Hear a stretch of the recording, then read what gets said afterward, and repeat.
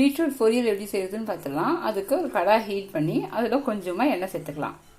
எண்ணெய் காஞ்சதும் கொஞ்சமாக கடுகு, கொஞ்சமாக ஜீரகம், 2 பச்சை மிளகாய், நறுக்கி வச்ச வெங்காயம், கொஞ்சமாக கறிவேப்பிலை, 1 மணி நேரமாக ஊற வச்ச பாசிப்பருப்பு நல்லா வதக்கிக்கலாம்.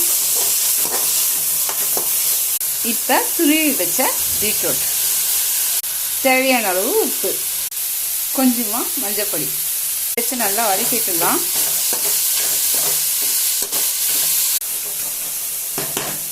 இப்போ கொஞ்சமாக தண்ணி சேர்த்து வேக வச்சுக்கலாம்.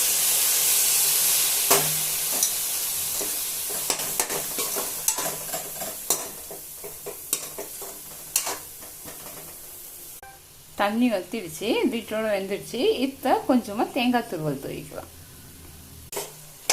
இப்போ நல்லா கலந்துட்டுலாம். இது மாதிரி செஞ்சு பாருங்கள், சாப்பிடாத குழந்தைங்களும் சாப்பிடும். பீட்ரூட் வந்து உடம்புக்கு ரொம்ப நல்லது, ரத்த விருத்தியை பண்ணும்.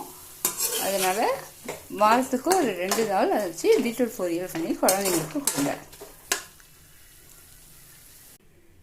பிடிச்சிருந்தா நம்ம சேனலை சப்ஸ்கிரைப் பண்ணுங்கள், உங்கள் ஃப்ரெண்ட்ஸ் சர்க்கிளுக்கும் ஷேர் பண்ணுங்கள்.